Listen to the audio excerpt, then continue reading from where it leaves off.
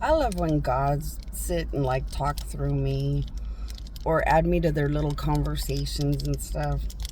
Apparently that little boy that gave me his mother's ring a long time ago, apparently today he is very, very, very hot. According to goddesses that can't think about it enough right now.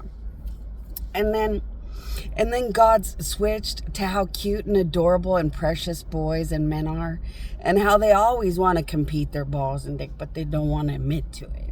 And how fun and cute it is to watch competitive boys and men trying to be the ultimate boy and man. And then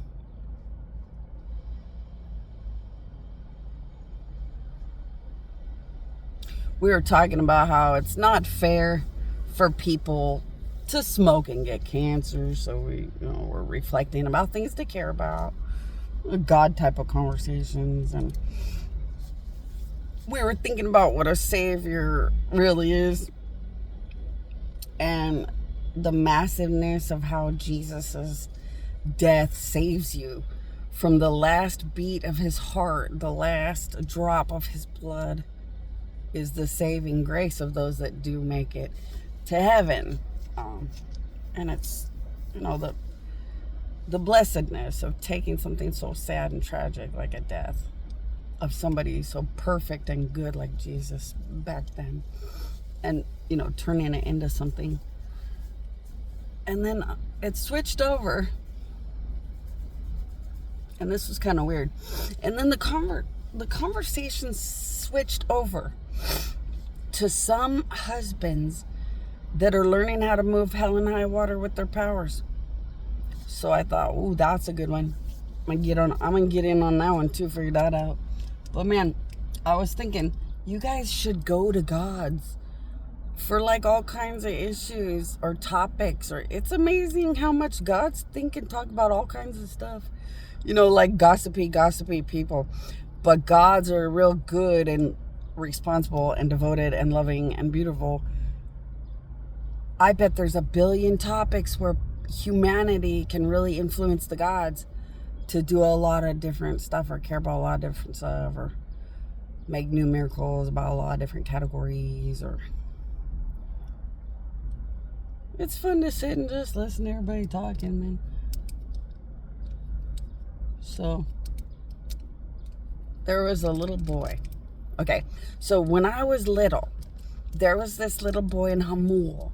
So this little boy in Hamul, he was the son of like one of the most wealthy families ever known.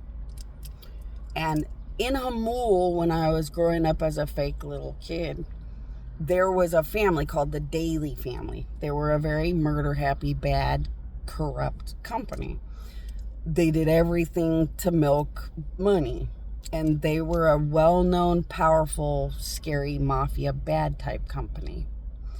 And very proud of it. It was like their family integrity. This is a bad planet, so bad companies don't make anybody flinch. It's a bad place. They'd murder God dead. Like, it's just... So gods have honest talks about what people don't want to tell the truth about. It was a corrupt, bad company that didn't care and was proud of it. They did anything to just milk money or get their hands on big amounts of money, and they didn't care. Well, there was another family that moved into the area and built a bigger house than the Daly house. So when I was a fake little kid human, the Daly house was like the biggest, hugest house in all of Hamul. And then there was a bigger house, bigger than the Daly house, and it belonged to this family. Well, their son married me as a ghost when he was little. Apparently, he's very hot today.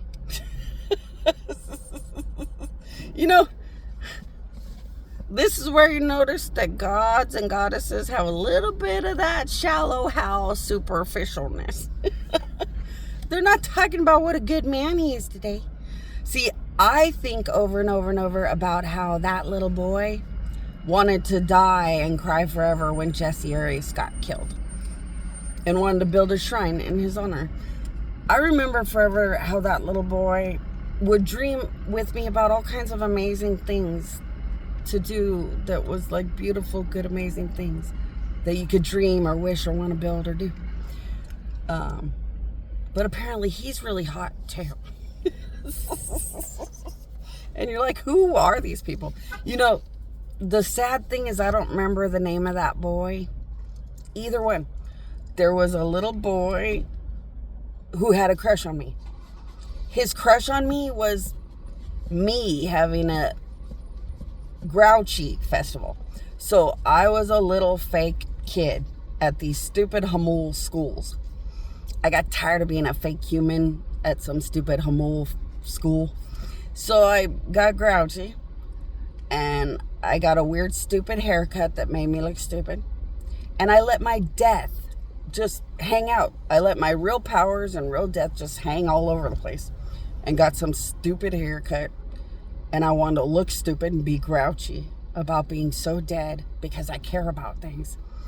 And not caring whether I'm pretty or ugly. I'm here to die over things that matter. And I'm just tired of this fake human blah, blah, blah crap I have to go through crap. So I'm dripping in liquid death about dying forever over things that matter.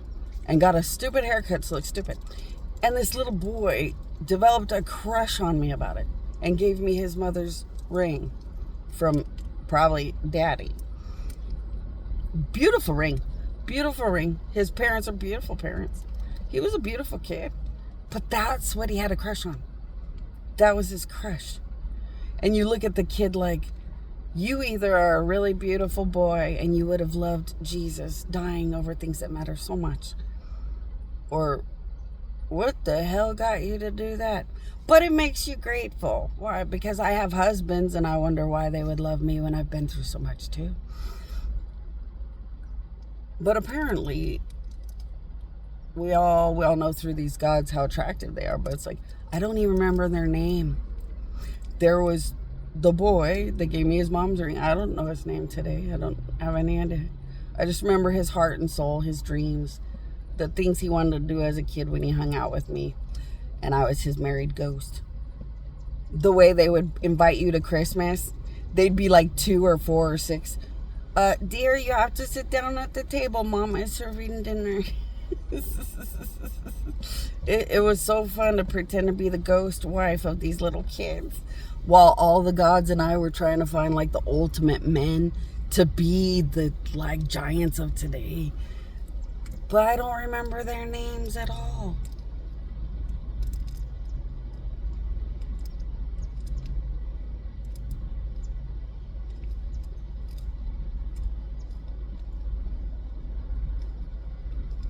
That's a God reminiscing about how fun it was to put the vibrating, scared death of Jesus into little babies to make them stronger and braver and more empowered. That is a cool thing to post and put on a video too. Oh man. You know, I hope you guys did not laugh or call me crazy or something. And I hope you guys go to my queen today. And see if gods will sit and chit chat with you guys in the car and more too. It's pretty cool stuff. And yeah, I put my powers into the Miramonte. I said hello to everybody at the Miramonte when I drove by. A lot of big, important, massive people are going to the Miramonte tonight to find me and find my powers. So I'm putting a lot of big, huge, massive power of God into the Miramonte to rock their world. I got to put on the biggest haunted house, powerful, massive, amazing show tonight at the Miramonte. So I left my body as I drove by and said hi and I love you to everybody and put some extra power and stuff.